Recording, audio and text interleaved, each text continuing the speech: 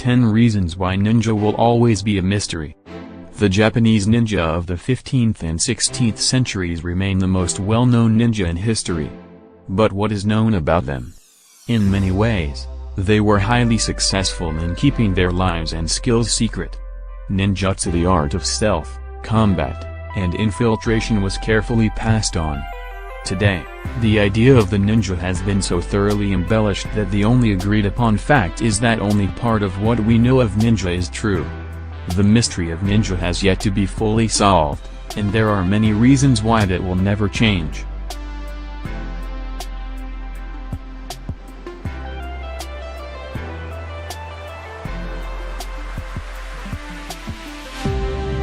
Number 10. People got it wrong then, too.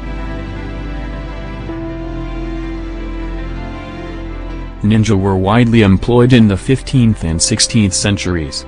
A common misconception was that ninja were in direct opposition to samurai. Often, ninja and samurai would fight on the same side of the battlefield.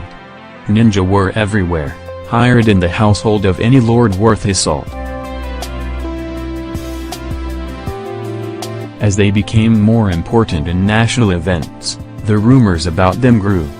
They were said to be able to vanish into thin air. They moved as silently as ghosts. They could read an opponent's mind. Some of the growing rumors were true.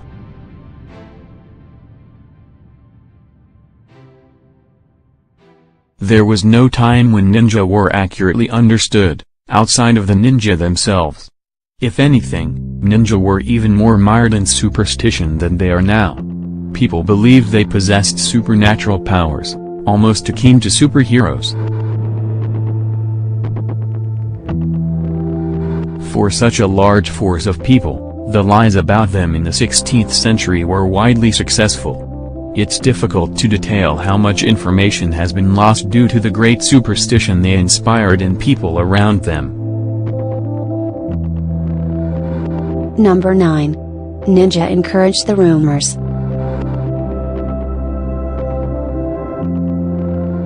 Ninja did little to halt the rumors that were raising them to near legendary status. In fact, they encouraged the rumors. The elevated prowess of ninja did not begin in the 20th century, but at the time, the ninja were at their peak. They used these tales as methods of intimidation and misdirection. Their dark reputation discouraged many enemies and would-be invaders, making the ninja seem larger than life. Wildly inaccurate rumors helped them conceal their true practices. Written documentation didn't shed conclusive light on the ninja, either. Authors were given to adding ninja powers to biographies to liven up their writing. Tales of ninja exploits were often embellished and portrayed as historically accurate. It makes sifting fact from fiction difficult to this day. Number 8. They were raised in isolation.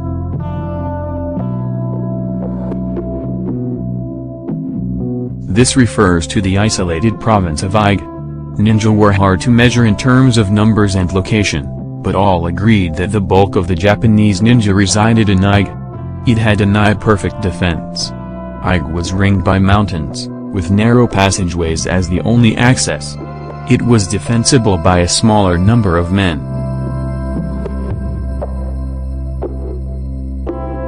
It gave ninja a way to live unrecognized before they went into the outside world. No information conclusively points to when Ige became the center of ninjutsu, but it could have been several centuries before the ninja's downfall. That downfall came about only with overwhelming force. Oda Nobunaga's son Oda Nobukatsu ruled the Ise province, but he was enamored with the idea of adding Ige to his domain. He entered Ige, where he began to build a castle for the base of attack. The ninja burned it down before it was completed. Humiliated, the young Nobukatsu tried to invade with a force 8,000 strong. The ninja used the terrain to ambush him, killing hundreds and possibly thousands with minimal losses to their side. Nobukatsu was forced to retreat and face his father's wrath for his foolish venture. When two-eyed ninja approached Oda Nobunaga with inside intelligence, he took a force of over 40,000 and invaded Daige. He split his forces into 6 armies that invaded 6 passageways at once, crushing the eyed ninja with brute force.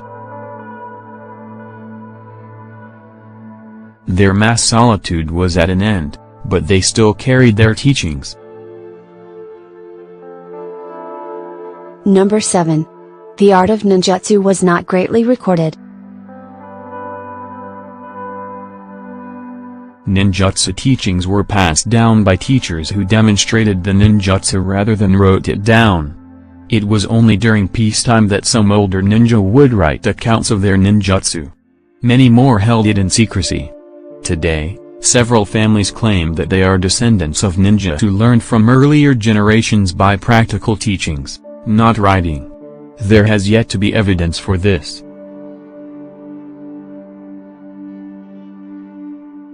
But it remains a fact that learning ninjutsu through writing was often entirely omitted from the education of future ninja. Samurai followed a strict code. However, ninja had a philosophy of totality. This belief encompasses the idea that the universe has a balance and people are part of that balance. There is good and bad, warm and cold, and an awareness of this was essential to the ninja. Such a wider kind of morality called for the ninja to learn from his master formally but also train in what he found most useful.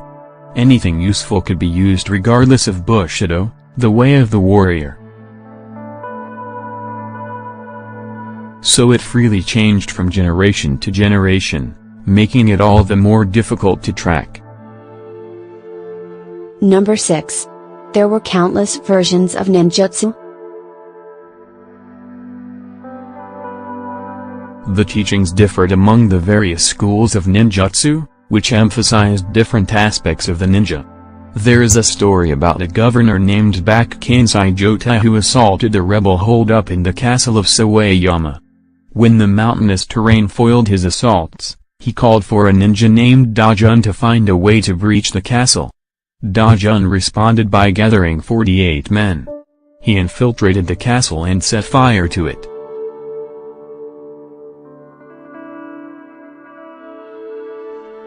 While they burned and killed from the inside, Jotai led an assault from the outside and the castle fell.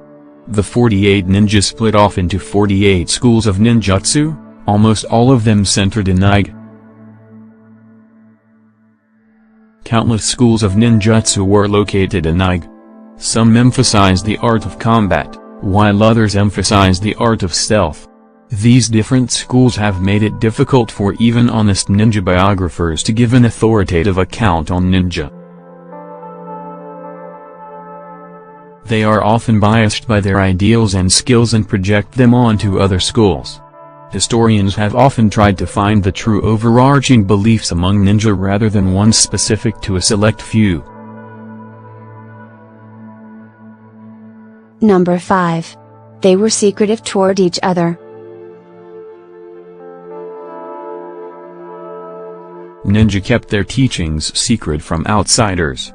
They even hid their teachings from other schools. Secrecy was not considered an insult. It was a way of life for the people who practiced the art of deception, espionage, and infiltration. They had a system of rank that would support this anonymity. There were 3 ranks in the household: Genin, Chunin, and Jonin. The Jonin were the masters, relaying orders to the others. They carried out the order of their Jonin and also protected their identity. Not even Genin were aware. Genin were the normal ninja, the ones who went out to do the work. While this is a simplified way of putting it, the ranking system certainly supported anonymity even within the same group of ninja. Number 4. They kept their skills within the family. Enemies would try to infiltrate ninja schools to learn their teachings. For this reason, many ninja passed down their skills through their family. Only family members were eligible. Therefore, children were born into the trade. They were taught at a young age, comparable to the early training of the samurai. The children would train in such things as flips, kicks, and stealthy movements. It would be disguised as a game. If he was deemed worthy, the child would go on to train as a ninja. By passing it through the family, secrecy and loyalty were assured. Number 3. Ninja did not seem like ninja. Ninja are portrayed as warriors dressed in black with masks over their faces. There has been no historical account, though, mentioning the use of masks. And the black outfits that look so conspicuous in modern times were normal garb in that era. Still, many thought that ninja had some standard attire, just as samurai did. However, that was a warrior's outfit. Ninja spent most of their time in normal civilian clothing.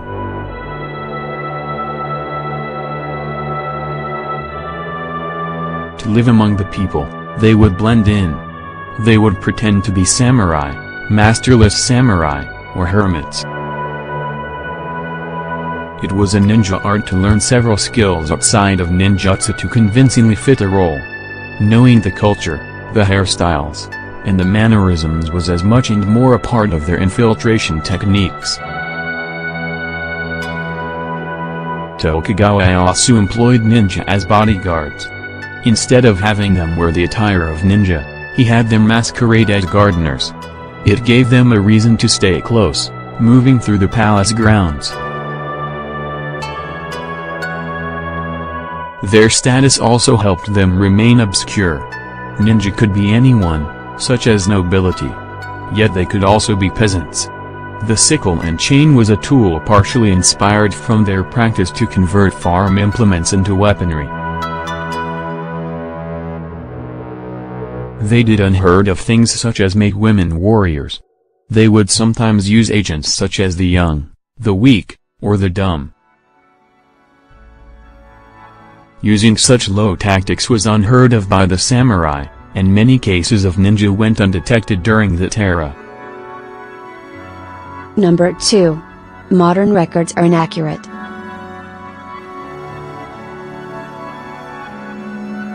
During the early 20th century, the ninja craze was rekindled. It would eventually move to Western lore. Authors penned historical accounts of ninja. Unfortunately, many were enthusiasts or hacks given over to dramatizing the ninja. Therefore, many inaccurate accounts of the history and skills of ninja exist. The ninja hype of the 1950s and 60s has also obscured the truth about ninja. Some misconceptions about ninja are blatantly impossible, but a few widely held misconceptions have even fooled authors.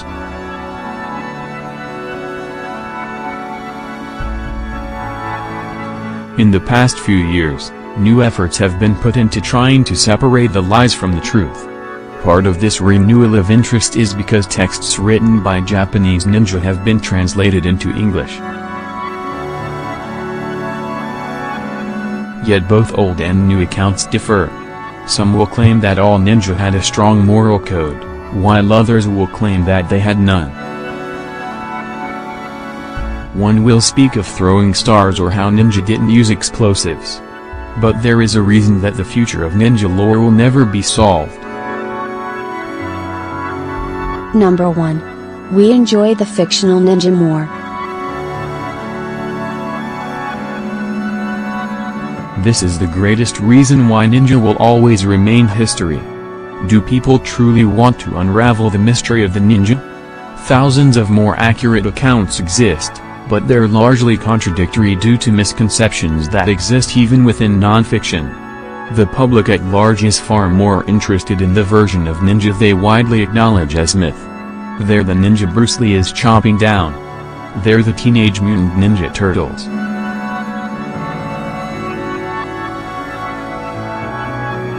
A multitude of fictional renditions of ninja exist, And the truth is that people would much sooner watch a ninja movie than watch a historical film about ninja.